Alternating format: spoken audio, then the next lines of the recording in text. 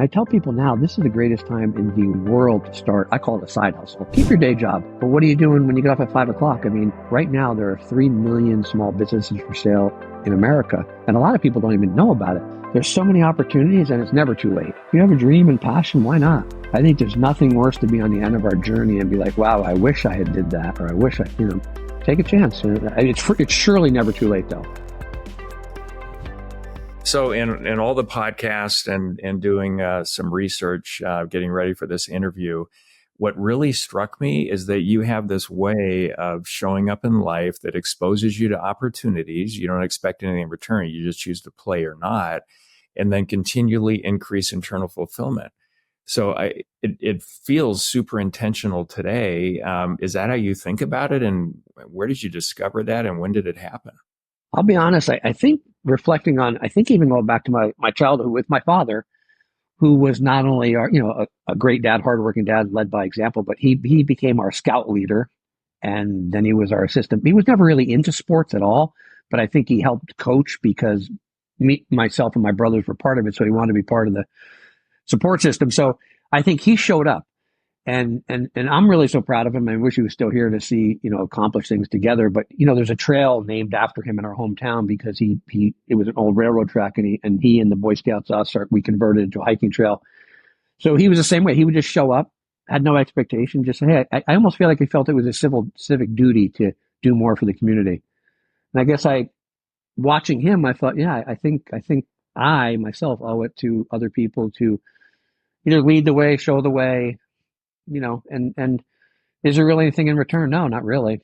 Yeah. And at the same time, it exposes you to a lot of opportunities like Quest and so many others, right? Just being that way exposes you to opportunities. Yeah. And none of them, I could promise you this on Everything Sacred, none of them were by design. We could dive into the Quest story at some point, but nothing was like, oh my gosh, I'm going to get rich on these guys, or I'm going to do this. I just was either too naive or just truly wanted to help them because they were nice people.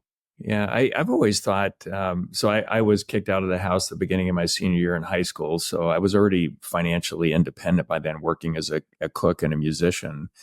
But I was going to be the best busboy, dishwasher, cook. Like no matter what I did, I was going to be the absolute best. And I got that out of your story as well, that you had the same mindset.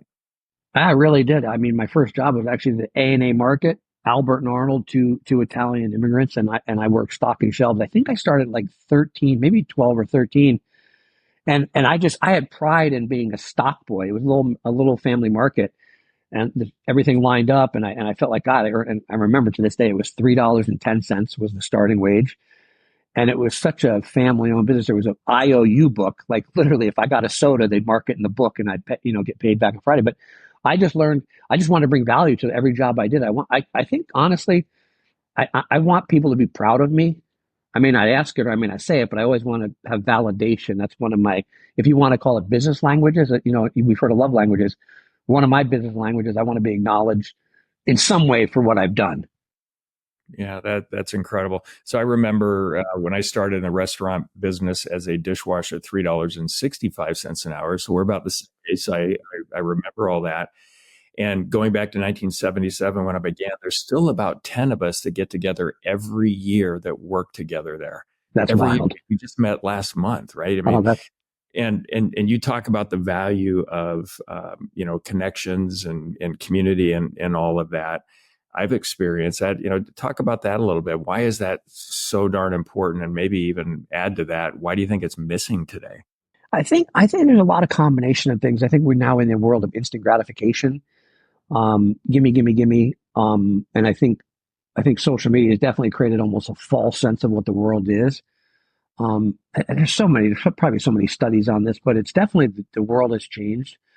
I don't know. I wish I could answer that more clearly because I still connect. We have a high school group that was a Facebook group, and we're having a reunion coming up. And I love watching my classmates that have succeeded or even not just have done well through life, but watching other people succeed. There's definitely something missing in the current world. I try and keep that together with some of the groups I belong to and bring people together, but it's not as easy. Yeah, it's not.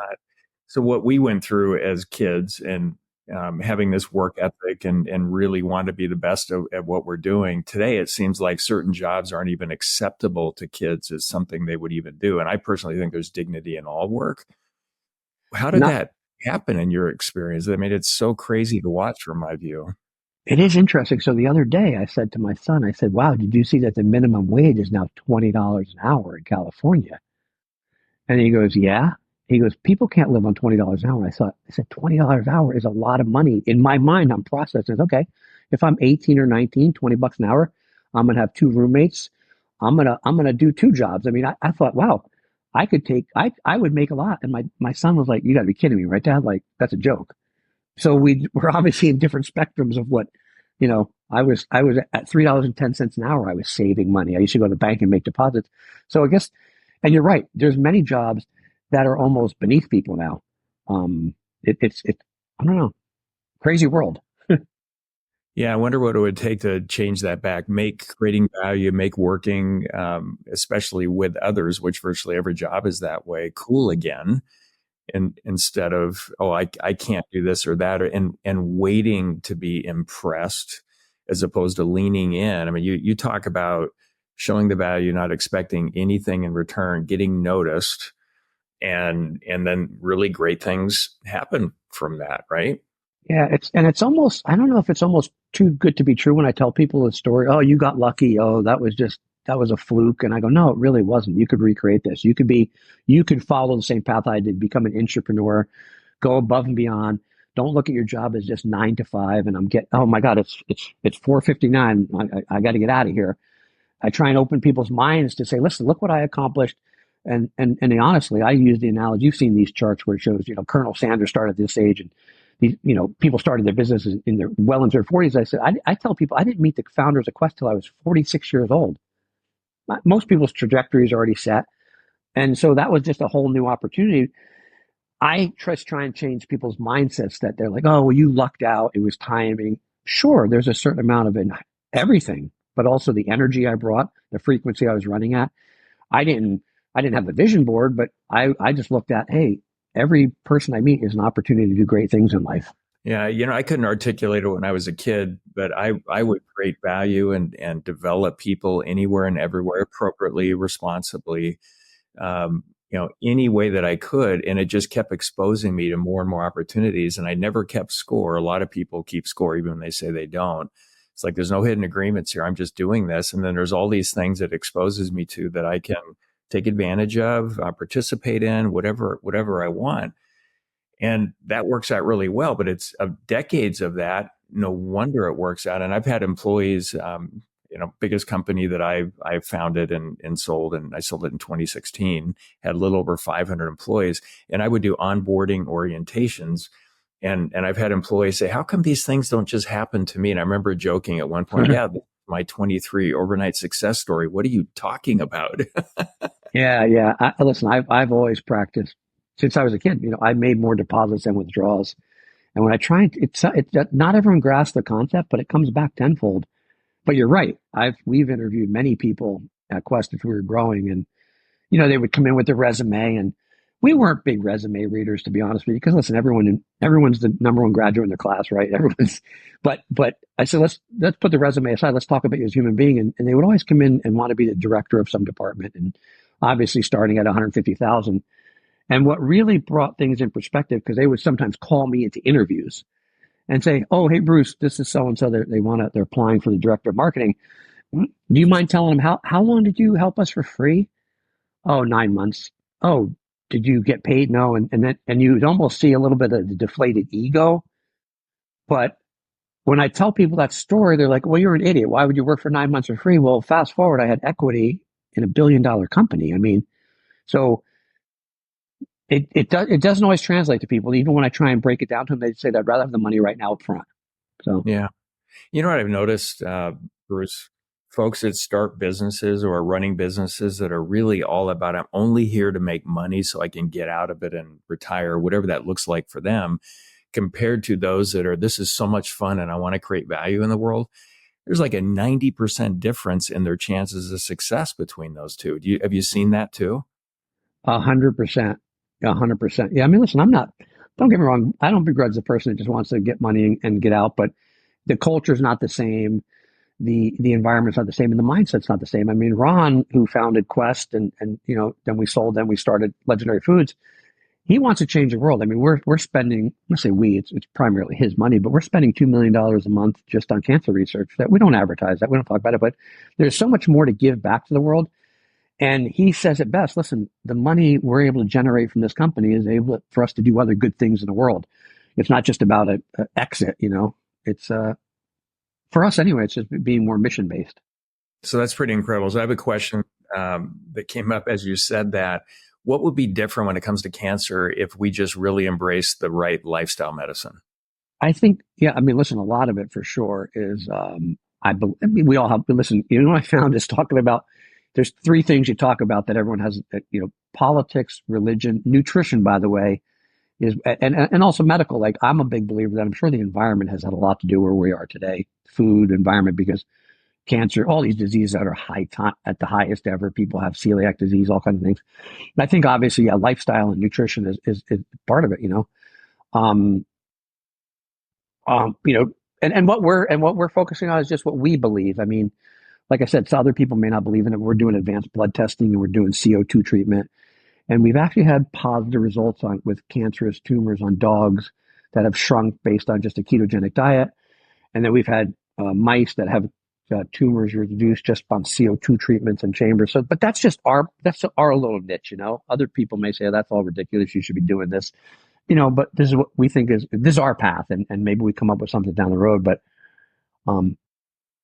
yeah, well, when I step back and just look at the macro picture, because I always like to go all the way back and go, wait a yeah, minute, what have we been doing and how's it working?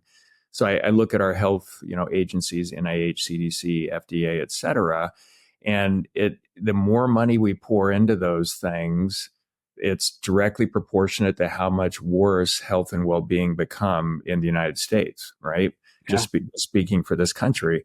So it's not working. And the answer always seems to be give us more money and we'll fix it. But that's not working at all. No. Yeah, listen, we're at the highest ever of all these diseases. Obesity is some staggering number now. And I occasionally will see on Facebook someone post that picture from when we were kids. It'll show the Jersey Shore in the 70s, and everyone's lean and mean. And I mean, and you really look back and say, God, there wasn't a fat person on the beach in the 70s.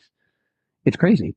Well, it's so rare, right? When we were kids, like we were all in shape, running around all day long. Yeah, shirts off, drinking water out of a spigot. But something's happened, and obviously a lot of it's to do with the food companies. I mean, the stuff they're doing, the stuff they're pumping out, the chemicals. Yeah, it's obviously got to have its effect on us, Yeah. Yeah. Well, if I could wave a wand, I would take over half the money going into the health agencies and just do a giant lifestyle medicine Yeah. marketing campaign. And I'm a big believer. I mean, yeah, right. Yeah. we're the biggest prescribed, more people are on prescription meds than ever in the greatest history ever. And I mean, listen, when I was a kid, they probably would have had me on Ritalin or something because I was all over the place, but I somehow got by, you know what I mean? I think right now everyone's getting put on drugs the minute they see something's a little different than what they consider norm. Yeah. Yeah, for sure. Maybe it's just down to we want the easy button. Give us the magic pill so we don't actually have to do anything. Yeah. And even my friends that, they claim I'm depressed. I said, listen, come work out with me. Let's go on a hike on Sunday. What are you really depressed? Or, like, let's break down what you're dealing with here, Yeah, one of my life hacks is to keep moving physically, emotionally, and mentally, especially when you don't want to. And so we all have the internal voices and all the stuff that can go on and hold us back. But I find, at least for me, when I move, when I don't want to in those three categories, I'm way more resilient, stronger, and all of that, which is basically what you just said. Come do something. Yeah. To get that going. What does bringing value to others mean to you? Listen, there's a lot of ways to bring value. I work with some charities. Because a lot of my friends will see it and say, oh, I want to be part of that. And I always tell them it doesn't require money. I mean, bringing value could be money, energy, time, effort, resources. And I think, especially for me with helping charities, sometimes I'll just show up and spend the day packing bags for these giveaways for kids. Or so giving back to me, there's many different buckets you could fill, because I always tell my rich friends they always have a reason why not to show up. And say if you can't show up, write a check. But if you have the time, and I've gotten a lot of my friends to get their kids to get involved, because there's nothing better. I have a couple wealthy acquaintances and friends and clients, and they've come down. One of my charities is the Midnight Mission downtown LA, and I work about 4 times a year there, and I always get people to bring their kids, which is a real eye opener, right? You live in the West Side, and all of a sudden you got you're 14 years old, and you see people are like you know you know get being fed by other people. It's really eye opener. So that's important for me. I think it's important for people to see the other side of the world. We're not that far away from it. Yeah. Well, the other side of the world in our own country. Yeah, exactly. And then what about the other side of the world, like Tanzania? Yeah. And the opportunities there, and they're generally way happier than most Americans. Right. Exactly. They have hardly. So it feels like it's a giant mindset challenge that we have here in the country. 100%. So. Yeah. Where did you find, I've heard you talk about your why, finding your why. And I know this is a big conversation. I feel like a lot of times it's like culture. Most people talk about it, but they don't really know what it means. I think you've actually found your why. When did you land on that? Talk about that. It's crazy. I was just talking, so I'm just started working on this book, and self-doubt has kept me from doing this book. But I've got a publisher. She's interviewing me, and we talked about, I talked about my whys, and I said, this is me, but only me. I've had 3 very clear whys in my life that have happened. I mean, don't get me wrong. I think, you go through life and happy-go-lucky and getting a paycheck, but one of my whys was being a police officer. Something I dreamed about as a child, and I watched my uncle was a cop. I mean, it had all these reasons why I wanted to be a police officer and to give back. But when I became a cop, that became like my why. Like, okay, now I'm a servant leader. I'm helping other people. I truly was a good police officer on how I conducted myself and how I helped other people. And even then, I got involved with after school programs and DARE programs on my own dime. But so that was really one of my whys. And then a second why was when I became a bodyguard. I started this business. All of a sudden I was like, wow, this is such a unique feeling to be able to serve other people, help protect them, help them keep out of harm's way, and bring a sense of value and protection. And then the third why was really when I connected with the Quest people. I never shared this with them actually, but when we started, like I said, I met them in the gym. I was helping I was getting product in people's hands. Just, I was just getting them in celebrities' hands via their assistants. And what happened was people started writing us. I always say this, people, if you have a product or a service or an experience, it's great. People purchase that, but when you start transforming lives is when it really like catapults you, and people like, wow, your company's transforming lives. And what happened is I would read these blogs and people would say, hey, I have celiac disease and I can eat your product. I've got diabetes and it doesn't spike my blood sugar. I've lost 30 pounds over the last 4 months eating your bars, or I had gastric bypass surgery. So really what happened was that really became a true why then, because I'm like, wow, we're not just selling protein bars. We're actually changing people's lives. People are feeling better about themselves. And that was my why. I never shared that. I don't think I ever actually told them that, because maybe I thought it made sound kind of goofy, but it really became one of my whys. I'm like, listen, I'm moving the needle forward in a company that's actually changing lives. So I've been pretty fortunate to have a few whys. It's just me. That's how I internalize. They're my whys. Maybe they're not other people, how they process things. I think it's great. My whole reason, I guess, for being here is to figure stuff out or elevate my consciousness. But the main way I do that is just pushing holistic value creation behaviors out into the world. Yeah. Like it's how we feel as we go through life is by far what's most important. And again, where I started this is with you. That's what I get from you. It's like how you carry yourself in the world. And everybody would say, oh, it's not about the money and money can't make you happy and all that. But why did they focus on that 80+% of their time? Whereas the emotional energy, which I think is the scarcest commodity on the planet, I think it's the superpower for leaders, and the connectedness piece on the spirituality side, creating value in those 2 buckets out of balance with the other, if money is way higher than those other 2, you're just going to feel like crap, right? Yeah. I think money just merely facilitates things in life. You can't bring internally happiness. I could tell you stories of 3 clients over the last 25 years that have committed suicide, and they were all worth over $100 million. And when it happened, I was like, wow. And then I started doing some homework. I was like, wow, They weren't happy. The money did nothing for them. Bought the Ferraris, bought the Lamborghinis, but they were in 10,000 square foot houses that were empty, literally. You know, so it's definitely not the answer in life. It's definitely much deeper than that. Yeah. And I think for as much time as it takes to cultivate material value creation, and it does take time to be good at Sure. business or any of that kind of stuff. In my view, in my experience, it takes just as long to be really good at cultivating emotional energy value and just as long for the spiritual value and the connectedness piece. Like you have to intentionally do it every day. And it's certainly on the connected side, you're doing that. Your energy is freaking awesome just to kind of be here in this conversation with you.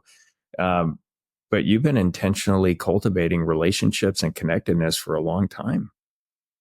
Yeah, and it's interesting. I don't even know if I would even use the word intentional. I think it's something like in my DNA. I think it just happened. Because I can assure you of this, when I tell the Quest story, there was no promise of any future. I had a pretty nice office on the West Side with my security business, and when I went and visited them, they were on the borderline of Compton and Paramount, which is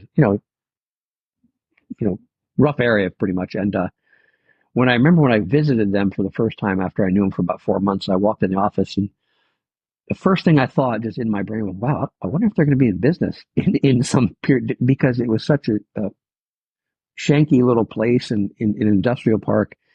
And, but I still felt compelled because of their energy and their mission and what they believed in. Like there was no was not an option for them. And I really gravitate towards people that think like that can see beyond. I guess I saw their vision just as clear as they did, and that helped me. But yeah, there was definitely there was no illusion of grandeur, greatness there. Yeah, and I think it's a positive that they had the bare minimum utilitarian office rather than let's go raise some money and get the big office and look at us. That again is the difference between those that are playing startup and those that are really trying to create value in the world. Yeah, and I visited many. You're right. We had these little mini IKEA desks like you would get for your 8-year-old kid, and I'm thinking, you guys, I was in my brain. I'm like, wow, I guess they're grassroots here. And I tell my friends that start businesses, they want to. I've had friends of mine start wasting money. I said, whoa. You don't need a brand new office set. You need nothing. You need a milk crate to sit on and some place to type on your computer. Like, let's think about this. What do you really need? You don't have anyone coming from outside. Let's start somewhere and put money into where it needs to be spent. 100%. That's the right mindset. So that experience got you, I think, talking about this entrepreneur and get noticed and get rewarded for it. Don't wait for it. Mm-hmm.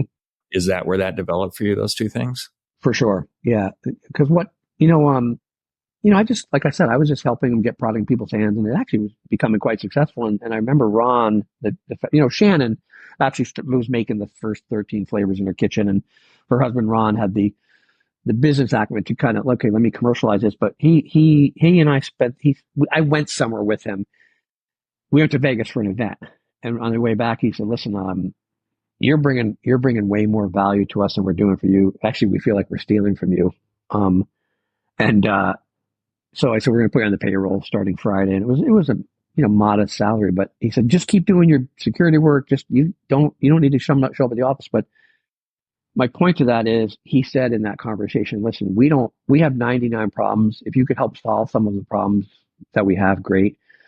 Ron, he goes, I'm in charge of R&D. Mike's in charge of production and whatnot. He goes, the canvas is yours. Like, we want to start doing events. And every time I saw an opportunity, and I even early on, before I even really, I paid for some events on my own credit card. I paid for my own travel because I just saw, okay, they're letting me do what I want. And that's how I really became an entrepreneur. I just built out these departments and they never really, I would occasionally say, hey, by the way, this is going to cost this much money. And it's okay, great. But they didn't get in my way because they had their lanes they were trying to take care of, and they didn't want any more. They wanted problems off their plate. So, yeah.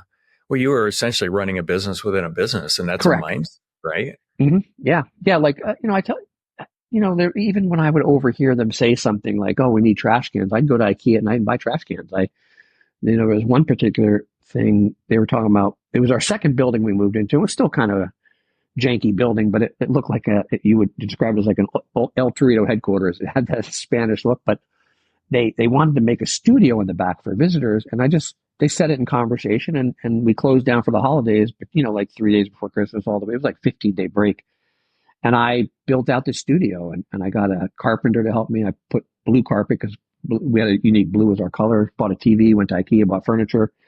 And when they came back from break, I happened to be on the road. I went to visit somewhere, and they walked in, and the first thing they said, "Oh, Bruce must have been here over the holidays." They didn't say who did this, like who okayed this. They just, "Oh, Bruce must have come in over the holidays and did this." So I took the initiative, to get things done, and they allowed it. And that's truly, I guess I ran a business inside their business, really. Yeah, whenever we see, I guess, as employers, team members that are creating a lot of value, it does get noticed, and we do everything we can to keep them. I think the majority of leaders in businesses are that way when you recognize it. Oh my gosh, because right now it feels like so many people don't even want to work; they just want to show up and get paid, Right. and give 10% of what they agreed to, for what they're getting paid. But there are situations where folks show up and they do what you're talking about or we're talking about here, and they get taken advantage of. uh, just keep doing more, expect it, and then it just burns them out, and all kinds of problems, come from that. I mean, what's your advice on protecting, any of our listeners from that kind of situation? That is tough. That's tough. That's because you know what? There's no promise. The wagon you hook up to. I just happen to have a great owner, but you're right. Some people will take advantage of your hard work and ethics and work you to the ground. That's a tough one because you don't know really what the end game is going to be. You want to believe that these leadership is going to acknowledge your hard work, and if not, that's where you got to decide. Okay, how much do I put into this before your own self worth is deteriorating? Right. Right. Right. I actually believe there are very few true victims, and there's a lot of struggle out there in the world. And in situations like this, it's like, what are you learning about where you want to work? I mean, that's a great thing we can take to notice other businesses that we want to work for, or even start to have the right environment. Yeah. Yeah. Going around that. In the LAPD, I look at all the media right now and how police officers and police departments are, you know, almost viewed as villains in some way, which I've never believed at all. I feel like a lot of this stuff is just sort of a political narrative to an end. But how did you maintain the right mindset? Because I love the way you talk about that, and it's having it, but also sustaining it over time. How did you do that? Yeah. It's interesting. That was not easy because I had some turning points. I did my probation in LA is a massive city. It's almost 600 square miles, and people don't know there's 18 different police stations. And I did my probation in Foothill Division, which is out in the Valley, Silmar, and it's actually where the Rodney King incident happened. And I was there, so I did my probation the year before that happened. But I tell people this. You go to a police academy, you go to school, you learn lessons, policies, procedures, rules, regulations, and then you're thrown out in the field. And you're assigned to a training officer. My first training officer's name was Bob, and he was a Vietnam vet. You would describe him as a rough, gruff kind of guy. and there was a lot of lessons I learned with him. He my first day in the police car, he drew this face, a big circle on a pad, and it was a big circle with two big eyes and two big ears. And he said, you know who that is? That's you, Bruce. He goes, you need to do a lot of looking and listening, and I don't need you talking a lot. And and he made me feel like a little, oh wow, not good about myself because the way he talked to me. But I took that in, and it was actually one of the greatest lessons I learned. And listening is one of the greatest skills you could ever have. But I also learned from him. He had a way about him. He didn't have a lot of empathy and stuff. But I had to respect how he conducted himself. He never really was abusive, but he was borderline how he would do things. And I remember one day we arrested this big white dude all tatted up for a warrant. He had $2,000 warrant. And there was a lot of those in the Valley. And we were bringing him into the station, and you escort him, like you're holding the arm, and I obviously was visibly like pulling him along, put him on the bench, and the young lieutenant, well, at the time he was older than me, but he was a young guy. He pulled me. He said, "Bruce, I want to talk to you." He goes, "What's that guy here for?" I said, "He's got a warrant, a $2,000 warrant." He goes, "That's it?" He goes, "Well, it looked like you were kind of like a little aggressive with him." And he said, "Listen, I know you're working with Bob. Bob's got that demeanor." He goes, "Bob's getting ready to retire." He goes, You could pick how you want to be. He goes, I can only suggest you try not to emulate yourself like Bob because Bob's retiring. You're a young guy. He goes, I just want you to know something about that guy you just brought in here. He goes, and this really changed my entire mindset for the rest of my life. He goes, that's someone's brother, father, uncle, cousin. He goes, he might have an 8-year-old son who at home adores him. He goes, can you imagine if his son saw you kind of like degrading him, talking to him a little less than how you should have been? And it really kept things in perspective. And I realized, well, who am I to like, yeah, he's just a guy that has a warrant. Who cares? Like, you know, and it really changed my entire demeanor and how I talk to people, how I communicate with people. I quickly learned that the world's not black and white, it's very gray. That I was all about the spirit of the law and the letter of the law. And I truly started looking at case by case when I go on a call and say, you know, this person's a paycheck away from a crisis. Like, who am I to, who, you know, great. You had a little weed in your pocket. You did some dumb shit, you know? It's like, I really started having to make like really decisions like, okay, great. You know, I need to send you home. You know, you need to call someone. You had a drink. You need to call someone. You need to, you know, so I would try and help people out of situations instead of trying to make their life worse if I could, you know? Yeah, I think that's great. I've Yeah. heard it said a number of different ways, and I totally agree with that. Nobody's as good or as bad as people say they are. And there are extremes on both sides of the fence, and people will make really dumb decisions. Doesn't mean that there's no way they're all bad to the core. I mean, that would be Yeah. But pretty listen, rare. my older brother went to prison for 3 years for making meth. And I remember when we were kids, he went down the path of hanging out with the bad dudes in town. And, but, you know, but at the end of the day, I could say he was he was a good person. It's crazy to say he had a kind heart. He just went down the path of a bad road. So I truly believe just like there's bad cops. I always say this. Yeah. The media definitely magnifies things. You know, if there's a shooting and some poor kid gets shot, I just say this, there's bad police. There's a percentage, there's a small percentage, right? Maybe that do wrong things, but there's also bad gynecologists and bad lawyers and financiers that, you know, they go to prison for life for stealing money. I would just tell my friends this, even my hardcore liberal friends, when they say, oh my God, you see that poor kid got shot in the back. And they say, listen, you weren't there. I was not there. I said, but do this. Next time you stop your car and walk down an alley at 1 o'clock in the morning and see how comfortable you are. You won't do it, but then you expect a police officer to do it, and some guy pops out with a something in his hand, and it's 3 o'clock in the morning, and you know there's a lot of life and death decisions that have to be made like instantly, like beyond shorter than a second, and sometimes things happen. So before I ever play armchair quarterback, I say, listen, I wasn't there, you know, but things happen, life happens, and you know, it's hard to you know, we want to judge the minute we see something on the news, and without having all the facts either. Yeah. And I've gotten to a place with a number of folks in my life, even family members, where I just chose not to associate because the bad behavior just kept going, and I didn't want to enable that at Yeah, all anymore. Um, but even with that, it's like I really hope they get their act together someday. But I feel like if they don't want to change and they yeah. keep going, there's not much I can do about it. How do you think about that because you dealt with a lot of that as a police officer?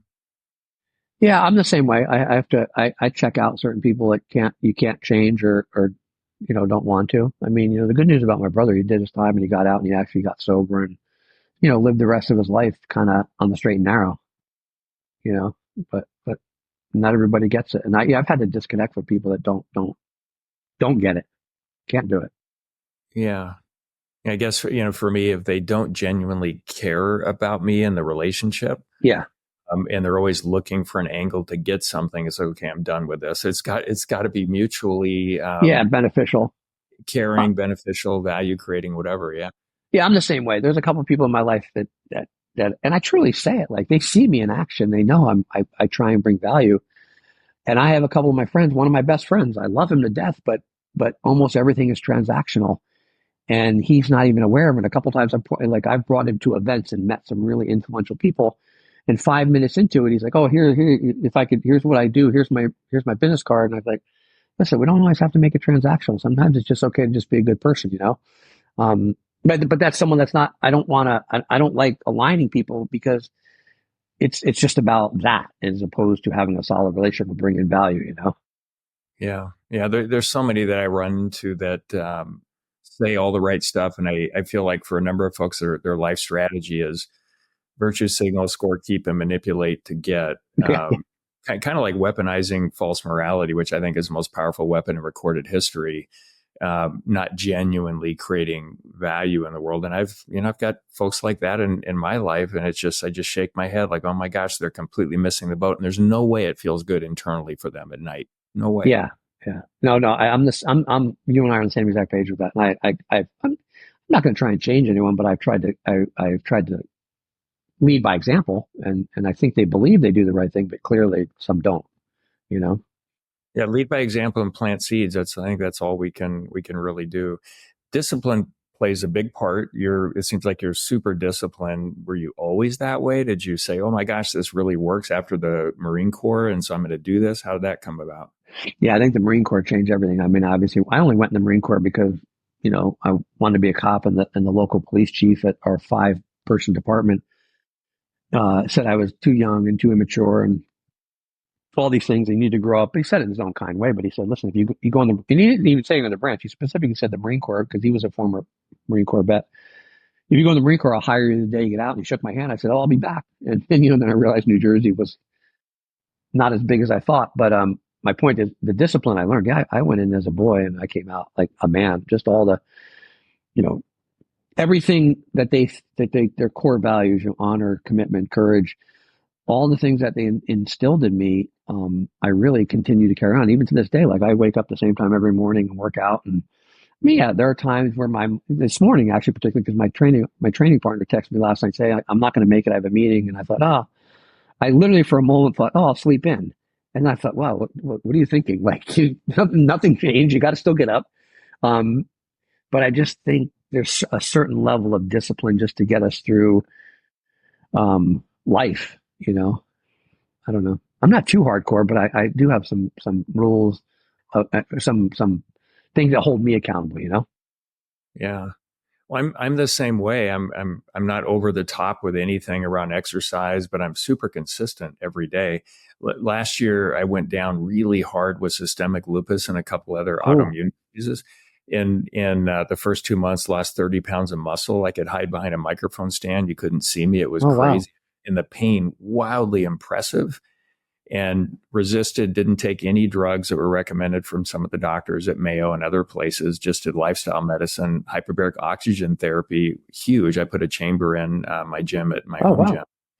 And I'm 80 to 90% back from doing it. But that, I guess, kind of practicing what I believe, which is move, especially when you don't want to.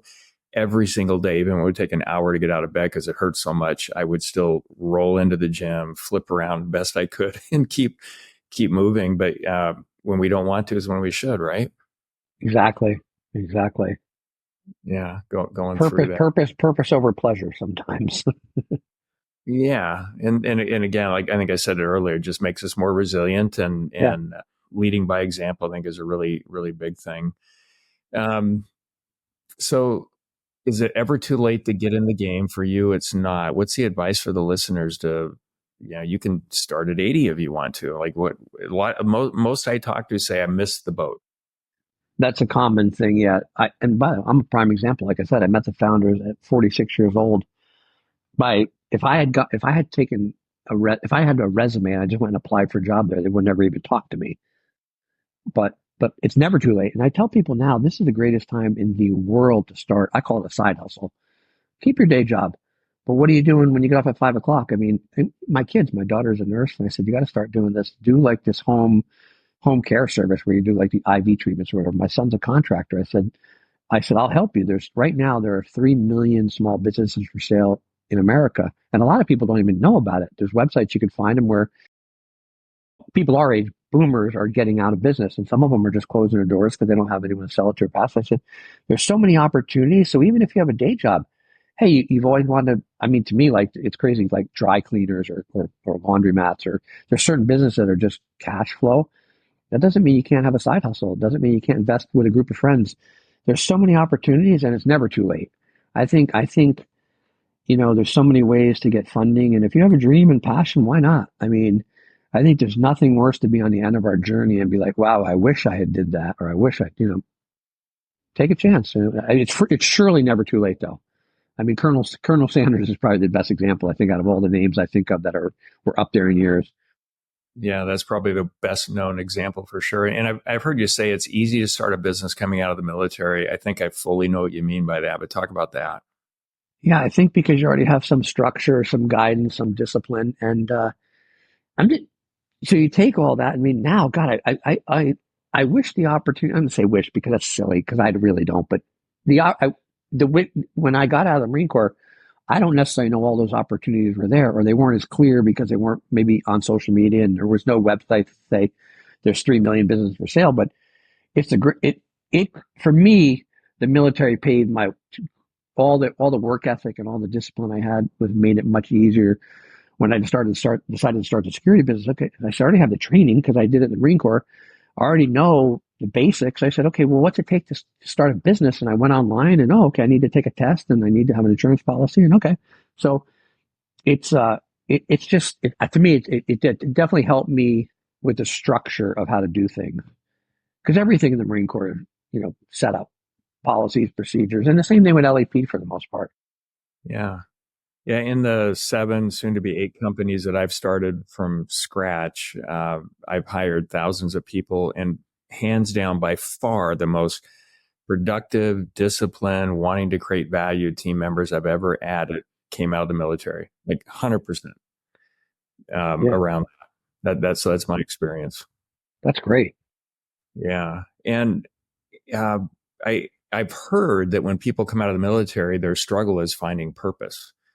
Like I don't think most of these folks really knew what they had in a way to leverage it in terms of what's possible. Like they couldn't see that picture. Does that make sense? Finding real purpose again. Yeah, I think it could be a struggle. I mean, I have obviously, the military is an organization. There's camaraderie, there's teamwork. It's the craziest thing. I went to Paris Island, which is truly a brutal place. If you saw the movie Full Metal Jacket, it's probably as realistic up until, leaving for Vietnam on how they treat you because they break you down physically and mentally. But there was something about the camaraderie. And even when I got to my first unit in Camp Lejeune, it was crazy. It was a big open bay, like 100 feet long, just bunk beds, and you had your locker. But I had guys from the South that literally their grandfather they were grand wizards of the KKK. And right next to them were black guys from Jamaica and then Puerto Rican guys from New York. And the crazy thing is, everyone knew like how people, but when we had such camaraderie, though, it had no bearing on anything. There was no race relations. It was like, hey, we were one team. We had to survive together, which I thought was very unique when I was in the Marine Corps. Because I was a kid from this little hick town in New Jersey. I was exposed to nothing. And I thought it was very interesting that in time of need, everyone was there for each other, regardless of what your maybe views were outside of that. Yeah. How do we create that within organizations of any type or size? I talked about it the other day because I'm a big culture guy. Like I love coming to companies.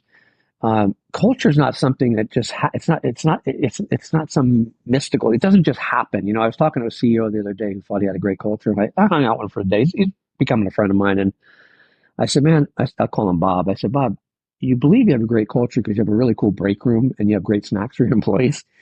But no, because some people think, oh, I made this. They have a lounge and they could virtual reality games.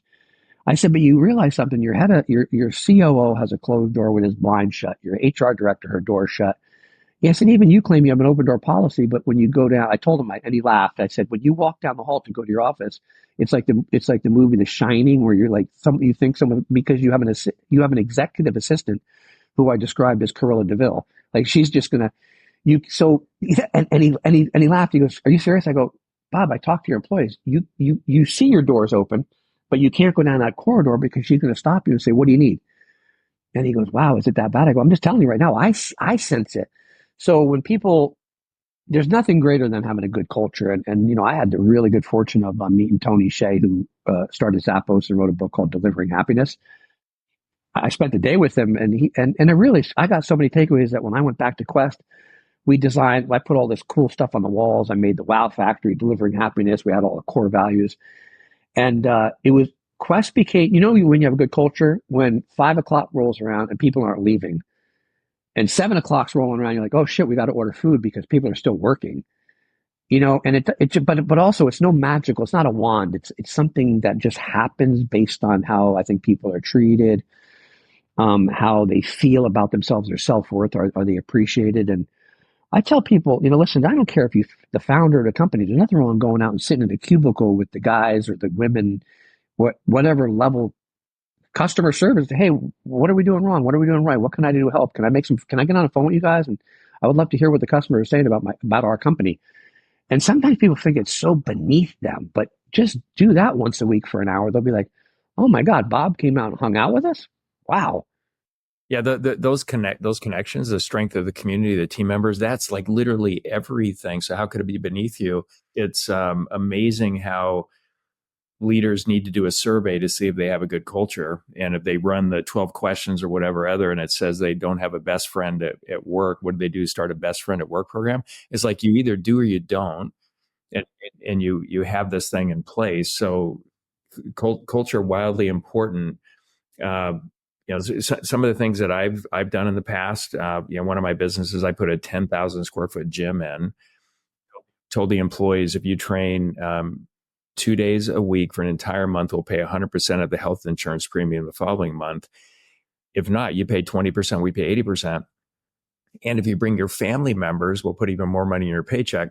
So out of 500 team members, at the time I sold the company, we had about, in 2016, we had about 360 plus that qualify for the program, dozens of spouses coming in every day. We had functional movement certified trainers. They couldn't use equipment on their own. They had to take classes with other team members. We had kids programs, healthy book. Oh, wow. And it cost about $600K a year to run the program, but the net effect was objectively $1.5 million savings in healthcare because we were self-insured. But more than that, they were by far the most productive, collaborative. It knocked down artificial barriers throughout the organization. A senior vice president with a maintenance technician are pretty much the same in gym shorts, and usually the maintenance technicians are better because younger and younger. That is epic. So that's a culture. I want to come work with you. I mean, see, that's the kind of place where, yeah, people feel good about going in. They're like, wow, these they're looking out for us. Yeah. Yeah. Yeah. But, 100%.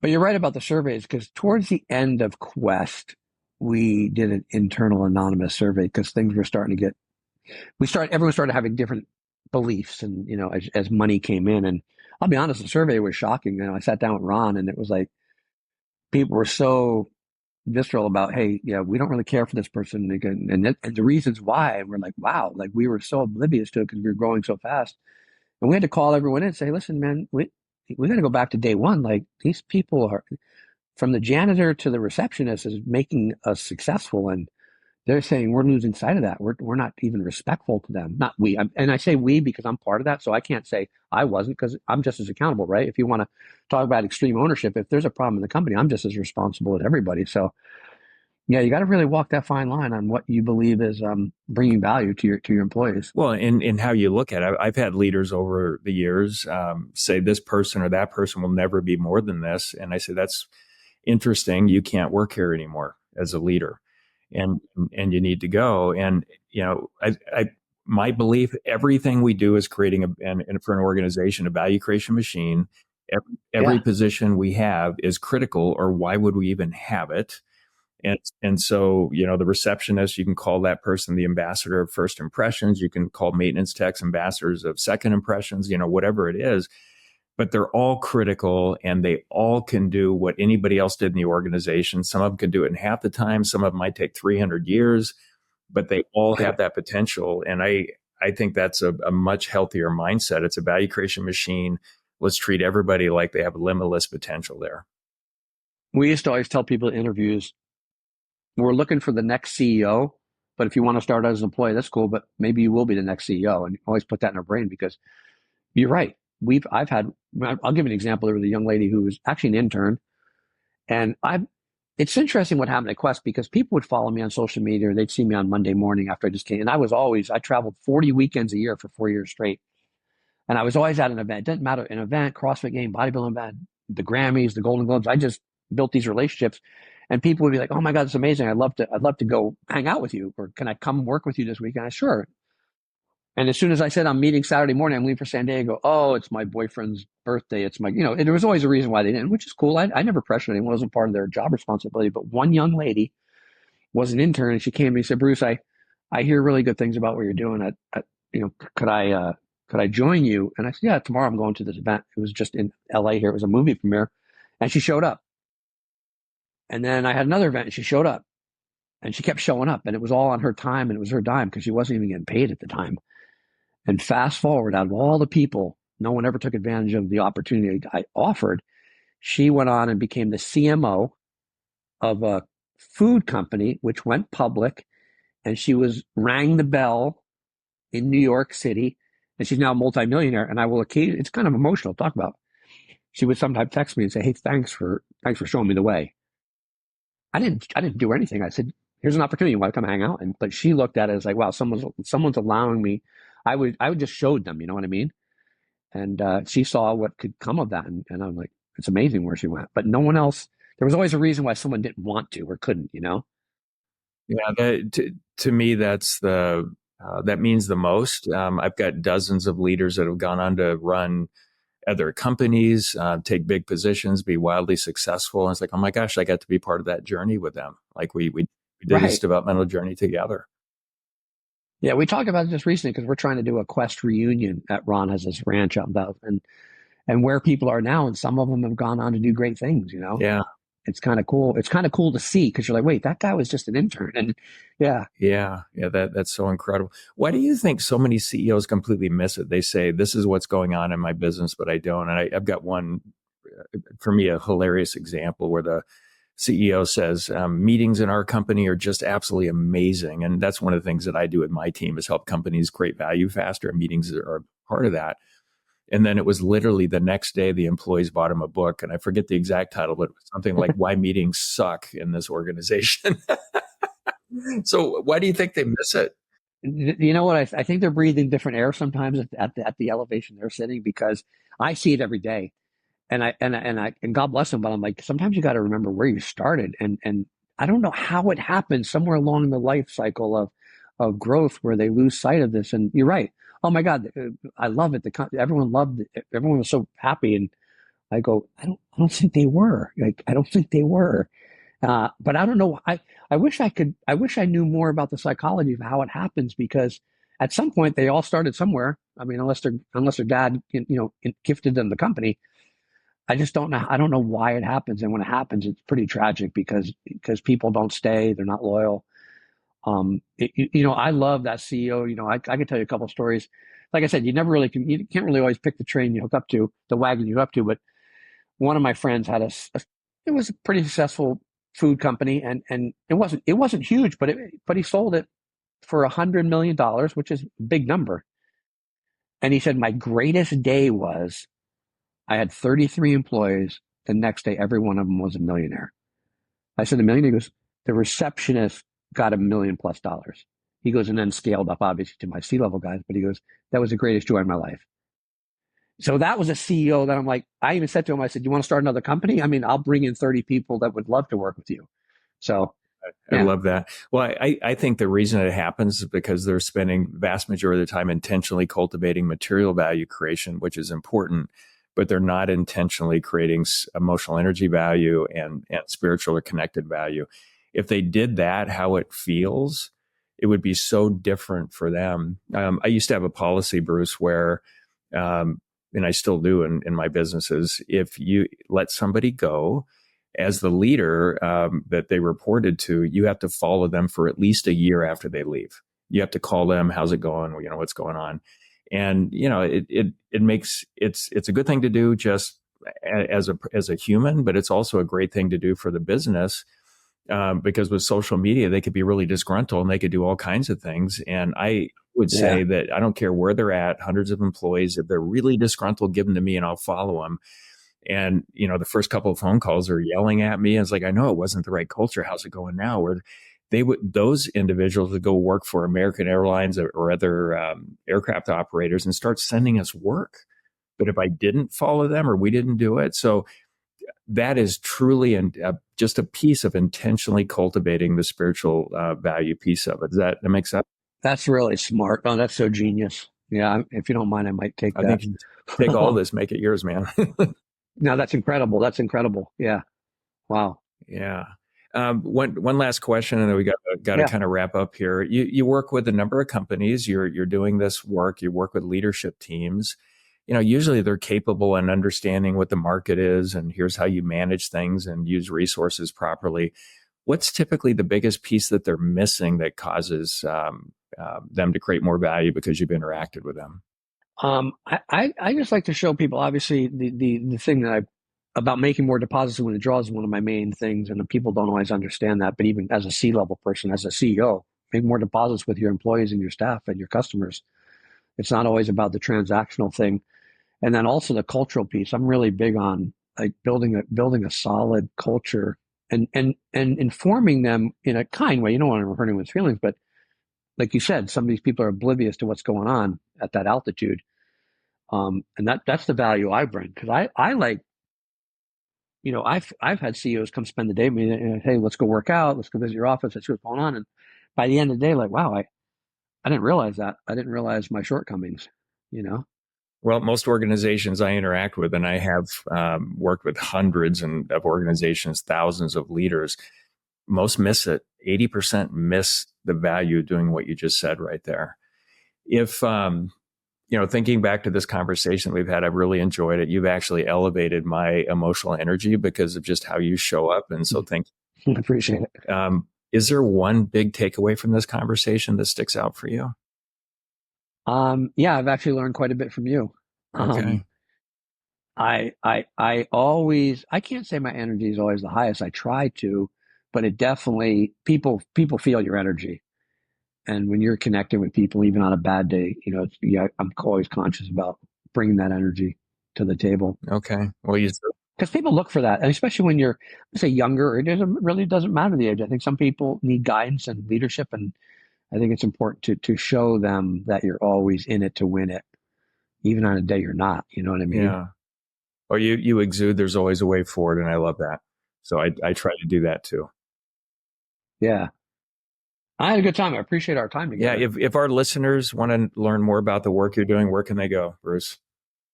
I have a website, brucecardenas.com, and then I'm on Instagram, Bruce E. Cardenas, as far as like daily activities. Okay. All right. Thank you. Yeah. Really appreciate you being here. Cool. Yeah. And this has been the Show Your Value podcast. If you got some value out of today's episode, please like and leave a review. And until next time, show the world your value.